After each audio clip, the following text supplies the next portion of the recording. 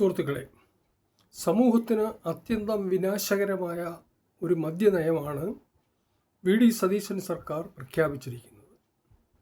എന്നാൽ ഇതിനെ എതിർക്കുവാൻ ധാർമ്മികമായ ബാധ്യത ഉള്ള മദ്യവിരുദ്ധ പ്രസ്ഥാനങ്ങളും ഗാന്ധിയന്മാരും ബിഷപ്പന്മാരും പുരോഹിതന്മാരും ഈ നയത്തിന് മൗനാനുവാദം നൽകിയിരിക്കുന്നത് ആരെയും ആശ്ചര്യപ്പെടുത്തേണ്ടതാണ്. വില കുറച്ച് മധുരം കലർത്തിയ വീര്യം കുറഞ്ഞ മദ്യം കുട്ടികൾക്കും സ്ത്രീകൾക്കും പരിചയപ്പെടുത്തി മദ്യപാനത്തെ പ്രോത്സാഹിപ്പിച്ച് രാജ്യത്തെ മദ്യവ്യാപാരം വ്യാപിപ്പിക്കുക എന്നുള്ളതാണ് ഈ നയത്തിൻ്റെ ലക്ഷ്യം.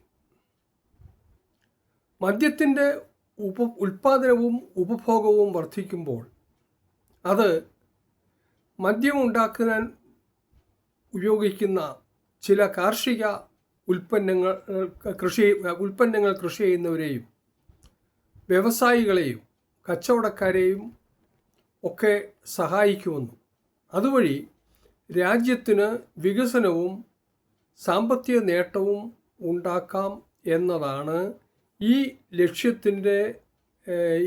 ഈ പരിപാടിയുടെ ലക്ഷ്യമായി പറയുന്നത്.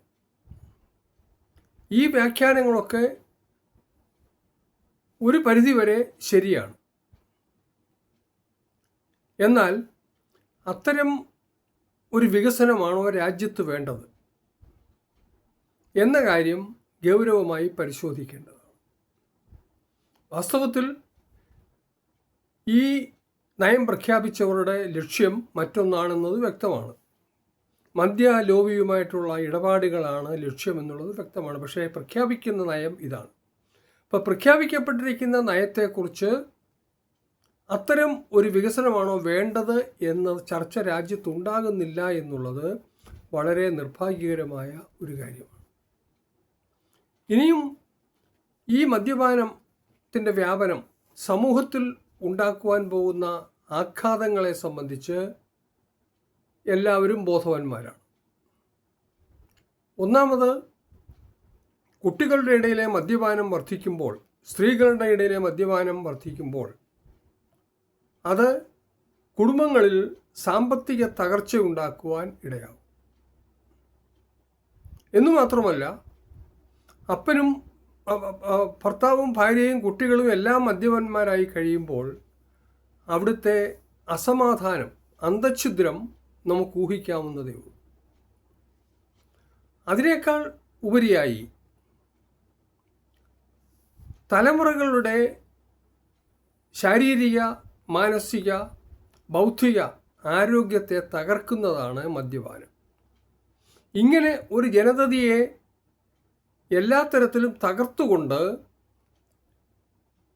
ഒരുതരം വ്യവസായം വളർത്തി രാജ്യത്തിന് നേട്ടമുണ്ടാക്കാം എന്നത് അംഗീകരിക്കപ്പെട്ടൊരു സിദ്ധാന്തം തന്നെയാണ്. പല രാജ്യങ്ങളും നടത്തിക്കൊണ്ടിരിക്കുന്നതുമാണ്. പക്ഷേ അതിൻ്റെ ആഘാതങ്ങൾ ഇപ്പോൾ എല്ലാവരെയും അമ്പരപ്പിച്ചിരിക്കുകയാണ്. എന്നിട്ടും അതിനെക്കുറിച്ച് ഒരു ചർച്ച നമ്മുടെ രാജ്യത്തുണ്ടാകുന്നില്ല എന്നുള്ളത് വളരെ നിർഭാഗ്യകരമാണ്. ഇവിടെ യു ഡി എഫ് നേതാക്കന്മാരെയും അവരുടെ അനുയായികളെയും കുറ്റം പറഞ്ഞിരിക്കുവാൻ കഴിയുകയില്ല. കാരണം 10 വർഷം കാത്തിരുന്ന് ലഭ്യമാക്കിയ ഒരു ഭരണമാണ്. മുഖ്യമന്ത്രിയുടെ ആദ്യത്തെ പ്രധാന പ്രോജക്റ്റിൻ്റെ പ്രഖ്യാപനത്തിന്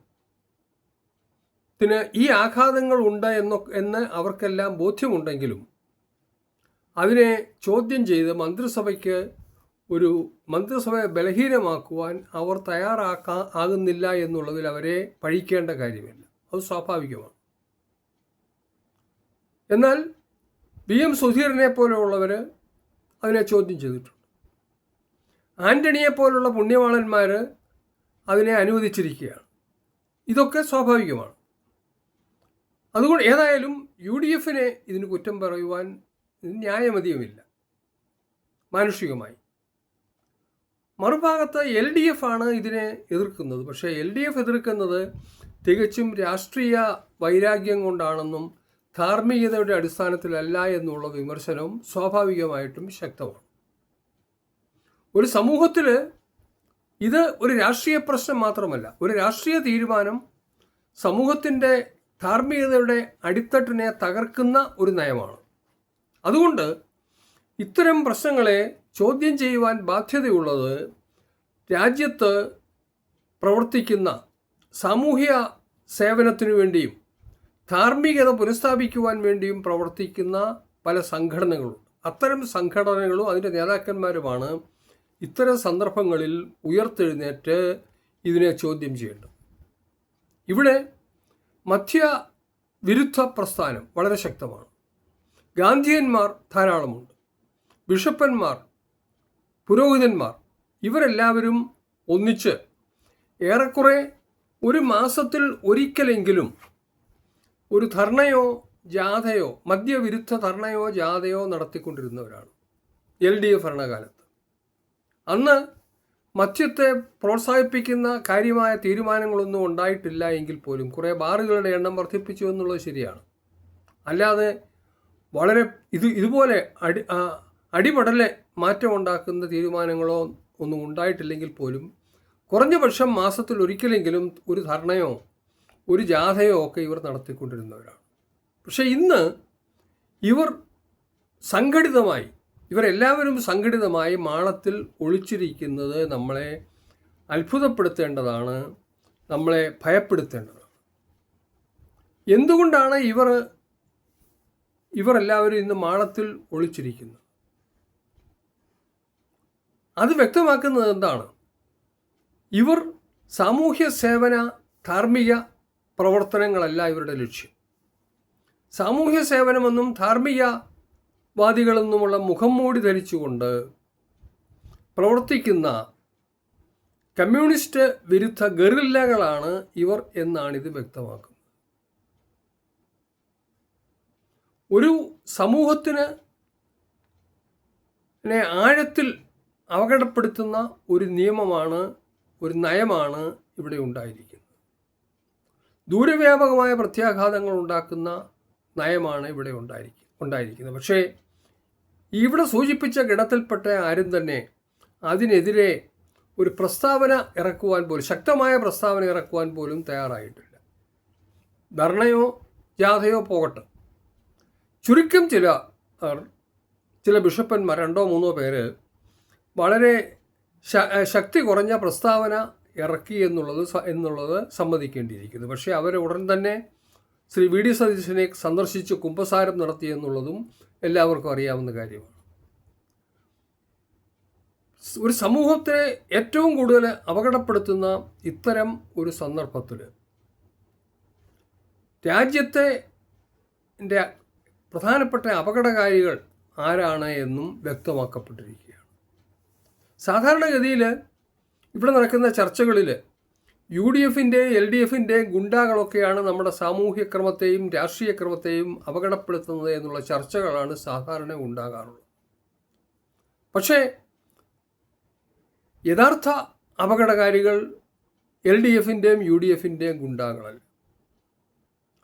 സമൂഹത്തിൻ്റെ ധാർമ്മിക അധപ്പതനത്തിന്, സമൂഹത്തെ സ്വന്തം ലാഭത്തിനു വേണ്ടി ഒറ്റുകൊടുത്തുകൊണ്ടിരിക്കുന്ന ഇവിടെ പരാമർശിച്ച തരത്തിലുള്ള